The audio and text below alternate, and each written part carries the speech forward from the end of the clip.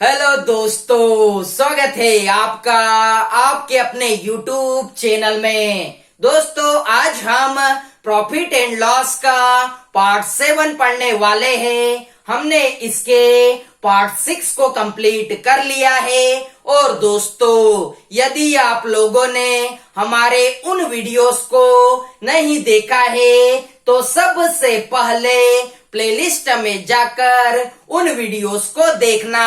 तो दोस्तों, बिना टाइम खराब किए हम डायरेक्टली चलेंगे क्वेश्चन की तरफ। क्वेश्चन आपके सामने है। अब देखिए दोस्तों, क्वेश्चन क्या है। कुछ वस्तुएं 5 रुपए की 6 की दर से खरीदी गई तथा 6 रुपए की 5 की दर से बेची गई। लाभ या हानि प्रतिशत ज्ञात करो। दोस्तों, आप ऐसे क्वेश्चन को 5 सेकंड में सॉल्व कर सकते हो। दोस्तों, मैं आपको एकदम शानदार तरीका बताऊंगा, आपको इस तरीके को फॉलो करना है। अब देखिए दोस्तों, आपको क्या करना है। तो सबसे पहले रुपए को लिखना है और बाद में दर को लिखना है। अब देखिए दोस्तों, आपको क्या कहा गया है। कुछ वस्तुएं 5 रुपए की 6 की दर से खरीदी गई। अर्थात दोस्तों, यह क्या है, कॉस्ट प्राइस है।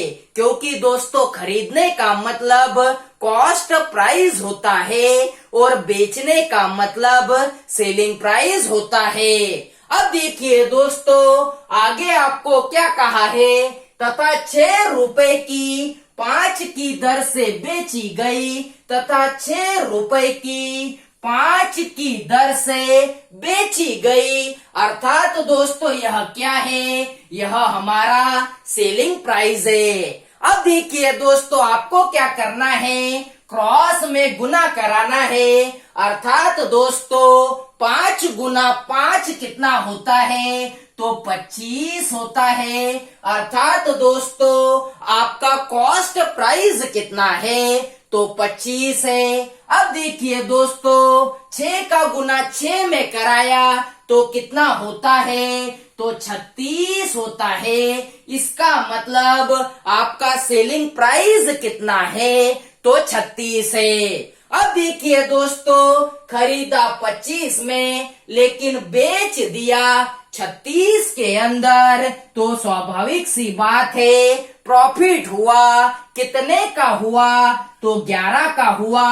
और हमें प्रॉफिट परसेंट को फाइंड करना है। तो प्रॉफिट परसेंट का फॉर्मूला क्या होता है, प्रॉफिट बटे में कॉस्ट प्राइस इंटू में 100। अब देखिए दोस्तों, प्रॉफिट आपने कितना निकाला, 11 निकाला, बटे में कॉस्ट प्राइस। कॉस्ट प्राइस आपके पास कितनी है, 25 है। और प्रतिशत में चेंज करने के लिए 100 का इंटू करा दो। अब देखिए दोस्तों, 25 एकम 25 और 25 चौक 100 होता है। अर्थात दोस्तों, 11 गुना में 4 कितना होता है, तो 44 होता है। इसका मतलब लाभ प्रतिशत कितना है, तो 44% है। तो दोस्तों, उम्मीद करता हूँ कि आपको यह क्वेश्चन समझ में आया होगा और आप आने वाले समय में इस तरीके के क्वेश्चन को गलत नहीं करोगे। दोस्तों, अब हम चलते हैं हमारे अगले क्वेश्चन की तरफ। तो देखिए दोस्तों, हमारा अगला क्वेश्चन। देखिए दोस्तों, हमारा अगला क्वेश्चन। एक फल विक्रेता कुछ संतरे 25 रुपए के 10 की दर से खरीद कर इन्हें 25 रुपए के 9 की दर से बेच देता है। उसे कितने प्रतिशत लाभ अथवा हानि होती है।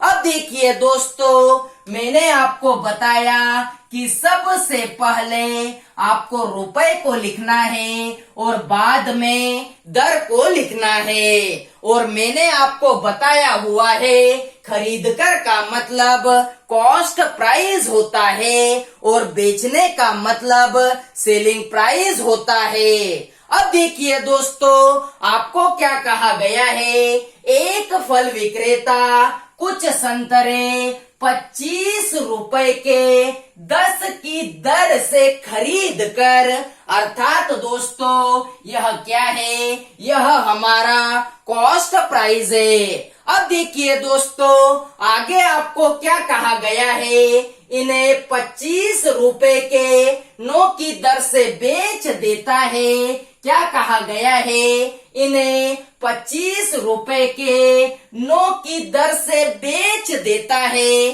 अर्थात दोस्तों यह क्या है, यह हमारा सेलिंग प्राइस है। अब देखिए दोस्तों, मैंने आपको बताया कि आपको क्या करना है, क्रॉस में गुना कराना है, अर्थात दोस्तों 25 नाम कितना होता है, तो 25 नाम 225 होता है। यह क्या है, यह हमारा कॉस्ट प्राइस है। और 25 गुना में 10 कितना होता है, तो 250 होता है। यह क्या है, यह हमारा सेलिंग प्राइस है। अब देखिए दोस्तों, हमें क्या फाइंड करना है, लाभ अथवा हानि प्रतिशत ज्ञात करो। और दोस्तों आपको मालूम होना चाहिए, बिना कॉस्ट प्राइस और बिना सेलिंग प्राइस के हम लाभ अथवा हानि प्रतिशत ज्ञात नहीं कर सकते।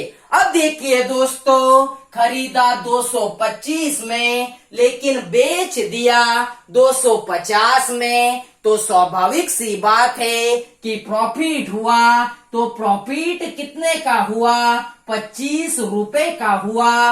और हमें प्रॉफिट परसेंट को फाइंड करना है। प्रॉफिट परसेंट का फॉर्मूला क्या होता है, प्रॉफिट बटे में कॉस्ट प्राइस इंटू में 100। अब देखिए दोस्तों, प्रॉफिट आपने कितना निकाला, 25 निकाला, बटे में कॉस्ट प्राइस।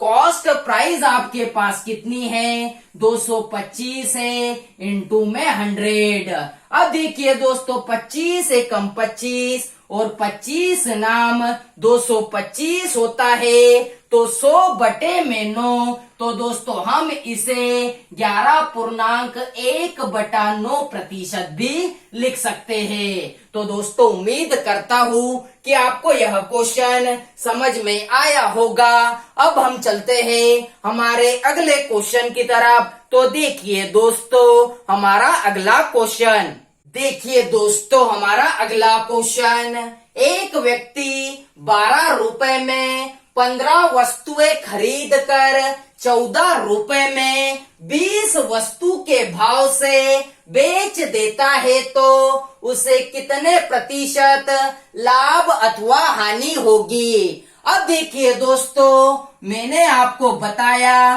कि सबसे पहले आपको रुपए लिखना है और बाद में दर को लिखना है।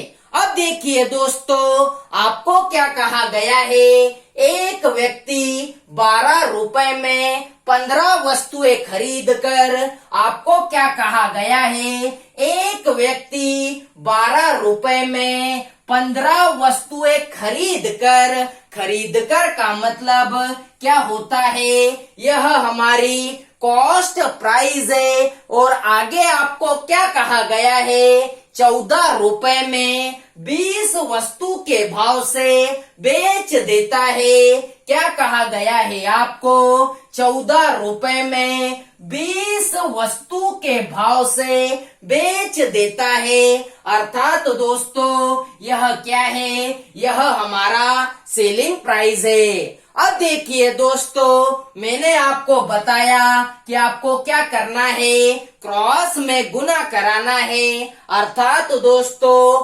12 गुना 20 कितना होता है, तो 240 होता है। इसका मतलब आपका कॉस्ट प्राइस कितना है, 240 रुपए है। अब देखिए दोस्तों, 14 गुना 15 कितना होता है? तो 210 होता है।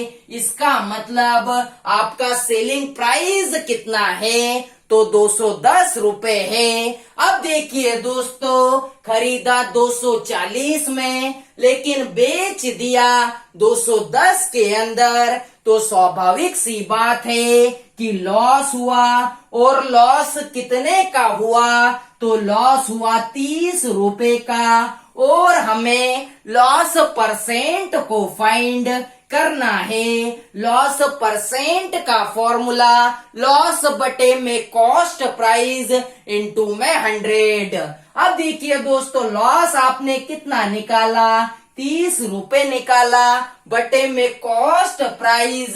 कॉस्ट प्राइस आपके पास कितनी है? 240 है इनटू में 100। अब देखिए दोस्तों, 0 से 0 को कट किया, 3 एकम 3, 3 आठे 24 होता है। 1/8 का मतलब क्या होता है? तो 12.5% होता है। इसके लिए आपको फ्रैक्शन वैल्यूज को याद करना पड़ेगा। तो दोस्तों, हमारा लॉस कितना निकल कर आया? 12.5% निकल कर आ गया। तो दोस्तों, उम्मीद करता हूँ कि आज के दोनों टाइप आपके समझ में आए होंगे। आज के वीडियो को बस यही तक रखते हैं। यदि आप लोगों को हमारा यह वीडियो अच्छा लगा हो तो वीडियो को ज्यादा से ज्यादा लाइक कीजिए, शेयर कीजिए, सब्सक्राइब कीजिए और बेल आइकन को जरूर दबाएं, जिससे कि हमारे आने वाले वीडियोस आपको प्रॉपर वे में मिल सके। जय हिंद।